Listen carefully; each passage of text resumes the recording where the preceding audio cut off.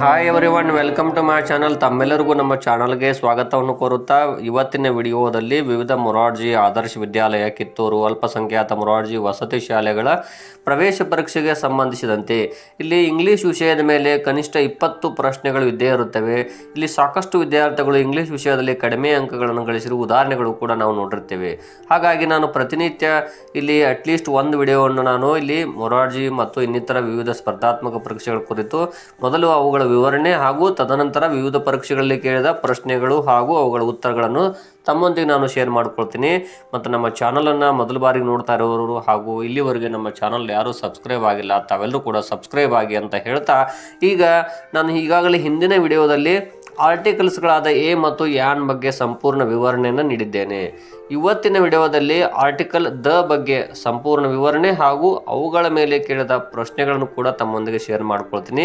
ಇಲ್ಲಿ ದ ಎಂಬ ಉಪಪದವನ್ನು, ಅಂದರೆ ಇದು ಡೆಫಿನೆಟ್ ಆರ್ಟಿಕಲ್ ಆಗುತ್ತದೆ. ಈಗಾಗಲೇ ಹಿಂದಿನ ವಿಡಿಯೋದಲ್ಲಿ ಇನ್ಡೆಫಿನೆಟ್ ಆರ್ಟಿಕಲ್ಗಳಾದ ಎ ಮತ್ತು ಯಾನ್ ಅವುಗಳ ಬಳಕೆ ಹಾಗೂ ಅವುಗಳ ಉದಾಹರಣೆಯನ್ನು ತಮ್ಮೊಂದಿಗೆ ಶೇರ್ ಮಾಡಿಕೊಂಡಿದ್ದೇನೆ. ಇವತ್ತಿನ ವಿಡಿಯೋದಲ್ಲಿ ದ ಎಂಬ ಉಪಪದವನ್ನು ಯಾವ ಯಾವ ಸಂದರ್ಭಗಳಲ್ಲಿ ಬಳಸ್ತಾರೆ ಅವುಗಳ ಉದಾಹರಣೆಗಳನ್ನು ತಮ್ಮೊಂದಿಗೆ ನಾನು ಶೇರ್ ಮಾಡ್ಕೊಳ್ತೀನಿ. ಈಗ ಮೊದಲನೇದಾಗಿ ನೋಡೋಣ. ಇಲ್ಲಿ ದ ಎಂಬುದು ಇದೊಂದು ನಿಶ್ಚಿತ ಉಪಪದ, ಡೆಫಿನೆಟ್ ಆರ್ಟಿಕಲ್ ಆಗುತ್ತದೆ. ಹಾಗಾದರೆ ಇಲ್ಲಿ ಒಂದನೇದಾಗಿ ವಿವಿಧ ನದಿಗಳು, ಸರೋವರಗಳು, ಸಾಗರಗಳು, ಸಮುದ್ರಗಳ ಹೆಸರುಗಳ ಮೊದಲು ದವನ್ನು ಬಳಸಲಾಗುತ್ತದೆ. ಉದಾಹರಣೆಗಾಗಿ the Nile, the Kaveri, the Krishna, the dal, the Hindu Mahasagara, the ಅರಬ್ಬಿ, ಈ ರೀತಿಯಾಗಿ ಮೊದಲಿಗೆ ದ ಅನ್ನು ಬಳಸ್ತೀವಿ. ಇನ್ನು ಎರಡನೇದಾಗಿ ವಿವಿಧ ದೇಶಗಳ ಹೆಸರುಗಳ ಮೊದಲು, ಉದಾಹರಣೆಗೆ the China, the south Africa, the Pakistan, ಈ ರೀತಿ. ಮೂರನೇದಾಗಿ ಪರಿಸರದ ಸತ್ಯ ಸಂಗತಿಗಳ ಹೆಸರುಗಳ ಮೊದಲು ಮತ್ತು ಇವು ಯುನಿಕ್ ಥಿಂಗ್ಸ್ ಆಗಿರುತ್ತವೆ. ಅಂದರೆ ಇಡೀ ಪರಿಸರದಲ್ಲಿ ಅಥವಾ ಈ ಇಡೀ ಬ್ರಹ್ಮಾಂಡದಲ್ಲಿ ಒಂದೇ ಇರ್ತವೆ ಈ ರೀತಿಯಾಗಿ. ಉದಾಹರಣೆಗಾಗಿ ದ ಸನ್, ಅದು ಸೂರ್ಯ, ದ ಮೂನ್ ಚಂದ್ರ, ದ ಸ್ಟಾರ್ಸ್, ದ ಮಾರ್ಸ್ ಅಂದರೆ ಮಂಗಳ, ದ ಕ್ಲೌಡ್ಸ್, ದ ಸ್ಕೈ, ಅಂದರೆ ಇವು ಪರಿಸರದ ಸತ್ಯ ಸಂಗತಿಗಳು ಮತ್ತು ಯುನಿಕ್ ಥಿಂಗ್ಸ್ ಆಗಿರುತ್ತವೆ. ಹಾಗಾಗಿ ಇವುಗಳ ಮೊದಲು ದ ಬಳಸಲಾಗುತ್ತದೆ. ಇಲ್ಲಿ ದ ಸನ್ ಅಂತ ಉದಾಹರಣೆ ಇದೆ. ಇಲ್ಲಿ ಎಸ್ ಬಂದಾಗ ಮೊದಲಿಗೆ ನೀವು ಎ ಬಳಸಬಹುದಾಗಿತ್ತು, ಆದರೆ ಇವು ಪರಿಸರದ ನಿಜ ಸಂಗತಿಗಳು, ನಿಜ ಸ್ವರೂಪಗಳಾಗಿರುವುದರಿಂದಾಗಿ ಇವುಗಳು ಒಂದೇ ಇರುತ್ತವೆ. ಇವು ಸಣ್ಣ ಅಂದಾಗ ಹೆಚ್ಚಿಗಿರುವುದಿಲ್ಲ, ಹಾಗಾಗಿ ಇಲ್ಲಿ ದ ಬಳಸಲಾಗುತ್ತದೆ. ಇನ್ನು ನೆಕ್ಸ್ಟ್ ನಾಲ್ಕನೇದಾಗಿ ವಿವಿಧ ವೃತ್ತಪತ್ರಿಕೆಗಳು, ಮ್ಯಾಗಝಿನ್ಸ್ಗಳ ಹೆಸರುಗಳ ಮೊದಲು ದ ಬಳಸಲಾಗುತ್ತದೆ. ಉದಾಹರಣೆಗಾಗಿ the Hindu, the times of India, the Prajavani, the Vishwavani, the Vijayavani, ಈ ರೀತಿಯಾಗಿ ಬಳಸಲಾಗುತ್ತದೆ.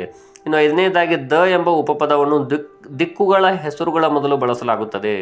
ಉದಾಹರಣೆಗೆ the north, the west, the south, the east, ಈ ರೀತಿಯಾಗಿ ದ ಬಳಸಲಾಗುತ್ತದೆ. ಇನ್ನು ಆರನೇದಾಗಿ ದ ಎಂಬ ಉಪಪದವನ್ನು ಶಿಖರಗಳ ಹೆಸರುಗಳ ಮೊದಲು ಬಳಸಲಾಗುತ್ತದೆ. ಉದಾಹರಣೆಗಾಗಿ the Mount Everest, the Godwin ಅಸ್ಟೀನ್, the Himalaya, ಈ ರೀತಿಯಾಗಿ ದ ಬಳಸಲಾಗುತ್ತದೆ. ಇನ್ನು ಏಳನೇದಾಗಿ ಪ್ರಸಿದ್ಧ ಲೇಖಕರು ಬರೆದ ಪುಸ್ತಕಗಳು ಹೆಸರುಗಳ ಮೊದಲು ದ ಬಳಸಲಾಗುತ್ತದೆ. ಉದಾಹರಣೆಗೆ ಇಲ್ಲಿ ಉದಾಹರಣೆ ನೋಡ್ತಾ ಹೋಗಿ, ಶ್ರೀರಾಮಾಯಣ ದರ್ಶನಂ ಅಂದರೆ ಇಲ್ಲಿ the Sri Ramayana Darshanam, the Malegalalli Madumagalu, the Bharat Sindhu Rashmi, the Shakuntala, ಈ ರೀತಿಯಾಗಿ ದ ಅನ್ನು ಬಳಸಲಾಗುತ್ತದೆ. ಇನ್ನು ಸೂಪರ್ಲೆಟಿವ್ ಡಿಗ್ರಿಗಳ ವಾಕ್ಯಗಳು ಬಂದಾಗ ದ ಬಳಸಲಾಗುತ್ತದೆ. ಉದಾಹರಣೆಗಾಗಿ the Mount Everest is the biggest mountain in the world.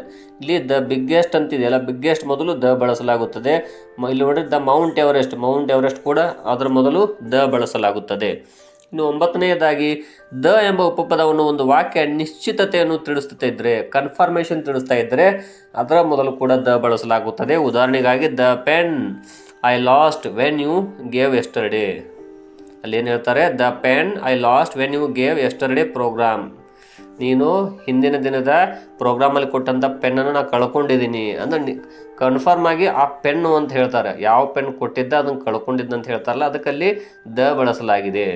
ಇನ್ನೊಂದು ಉದಾಹರಣೆಗಾಗಿ the boy is crying when you slapped morning.